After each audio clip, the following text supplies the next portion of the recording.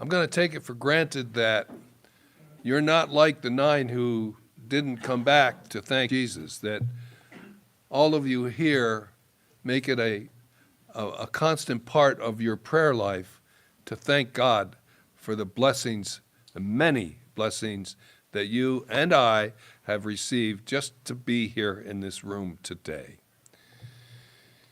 But there's another angle. What do you do when things go wrong? Is it possible to give thanks in that situation, and how do we do it?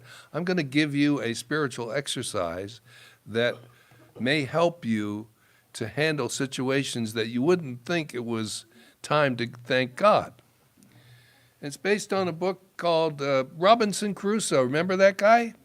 Shipwrecked on a tropical island and looked pretty dreary. So he, in his mind, he took out a piece of paper, and on one side he wrote down the problems, and on the other side he wrote down the other side of the coin, if you will.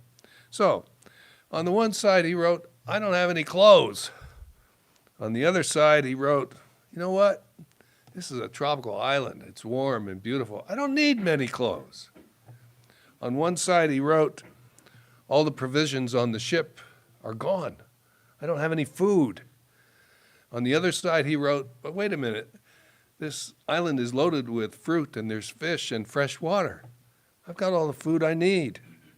On the one side he wrote on and on and on until he found out that every time there was something that didn't seem good, there was something else that made up for it on the other side. I don't really like politicians, okay?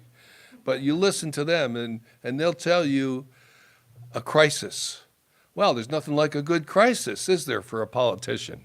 Because they can get things done their way, okay? But how about people who love each other, who are separated by distance? Isn't it true that often those who are separated, love increases? How about that? You'd think it wouldn't be nice, but often the love between them deepens. How about folks who have gone through terrible diseases? You've known folks perhaps who have, and yet they have incredible courage and grace. And oftentimes folks who are dealing with terrible diseases end up inspiring us and deepening our faith. How about me? I taught it told. Well, what's the other side of that one? I get to take more naps. And an extra glass of wine at supper.